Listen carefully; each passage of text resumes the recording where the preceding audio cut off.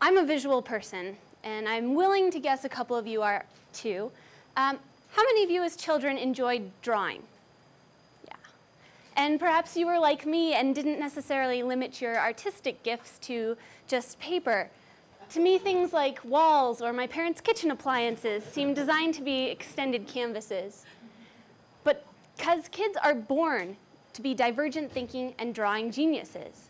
But somewhere along the way we're told art isn't really worth it. Maybe you're thinking, nobody ever told me that. Well, actions speak louder than words, and when funding for art classes is cut, or kids are scolded for doodling in class, or pursuing fine arts in our culture is essentially equated with an aimless youth, people aren't exactly leaping to pursue their artistic dreams. But the thing is, we are visual creatures. Yeah, 75% of the neurons in our brain are dedicated to sight. This is reflected in our language. When we understand what someone's talking about, we say things like, I see what you mean. And research shows that when information is presented using both images and text, you're far more likely to remember it. You teachers out there, you know that we have 4 learning modalities, right? We've got written, visual, auditory, and kinesthetic. Now, to remember something, you need to engage with at least 2 of those modalities, or one of them, and the presence of an emotion. Raise your hand if you can remember the last time a PowerPoint presentation drew forth from you a powerful emotion. The widespread methods that we've developed to communicate just are sterile and are not cutting it. But I'd like to present something to you that has the power and potential to change the way that you understand information and communicate.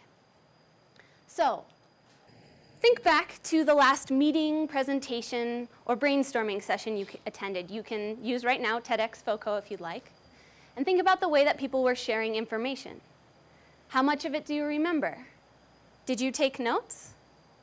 What did those notes look like? Okay, now into this scenario, I want you to plop down somebody in the front of the room and they've got a handful of markers and an enormous sheet of paper. We're thinking 8 feet by 4 feet, okay? And they're listening to your conversation. What they're listening for are key ideas. And as you're talking, they are drawing a map using images and text to display the metaphors, to synthesize information, and capture those juicy, game-changing ideas that are bubbling up as the group is speaking. Now, that's kind of hard to imagine if you've never seen it before, if you weren't at TEDx or haven't seen RSA. So here's an example of a finished product from a group that was brainstorming at Colorado State University. So, the graphic recorder, as they are known, is listening for the key ideas that are resonating with the group and have the potential to change the course of the entire gathering. They found that these ideas are often realized when people can literally see how what they are saying relates to the larger conversation, the system, or challenge you're trying to overcome, or your goals that you're achieving. So, graphic recording, drawing the conversation as it's happening, engages all 4 of these learning modalities as people can see how what they're hearing relates to other ideas, and they're encouraged to doodle along too. And it's fun. Okay, excellent. You might be thinking now, how is this different from a PowerPoint with words and images, or somebody who's drawing on a flip chart as you're talking, or projecting typed notes? Well, these days we are inundated with technology from nearly every angle, and having a real live person drawing images that aren't necessarily perfect all the time urges the minds of those watching to really engage with that information, get their gray matter muscles exercising, and thinking about how they would depict what's going on.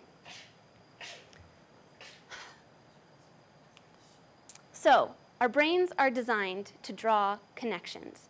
If I put something up on a blank sheet of paper like this, and then I add something else like this, automatically, and most often subconsciously, our minds are working at light speed to try to draw connections, create solutions, or create your own silly little scenario to figure out what's going on. But silly doodles aren't necessarily just folly. Dan Rome references how Southwest Airlines, one of the few success stories in the business, started off as an idea sketched on the back of a napkin. Industry leaders across the board know this too. We never know where the next innovation will come from, but we do know we need to pay attention to seemingly far-fetched ideas. Albert Einstein said that no problem can be solved with the same level of consciousness that created it. That's why companies like Facebook and Pixar are giving their employees the opportunity to create collaborative and personalized workspaces. They've got entire walls of whiteboards, my dream, where people can look at each other, what they're thinking, build on ideas, get excited, and think about things in a completely different perspective. I mean, I think about things in a different way than you think about things, and we can combine that. We can take our levels of thinking to an entirely different place, up through the clouds. This sharply contrasts with our typical workspace, where employees are partitioned off into cubicles, where all they do is sit and stare at a computer by themselves all day.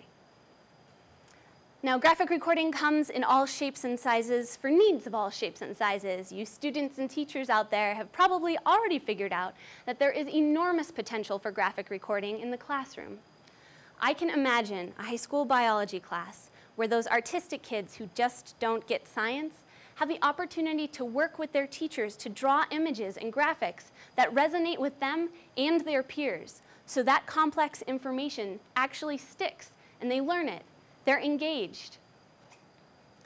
I use graphic recording in small-scale notes during lectures or presentations, and sometimes when I'm thinking back, say during a test, to try to get that information to come forth, I can literally see where I drew it on the sheet of paper.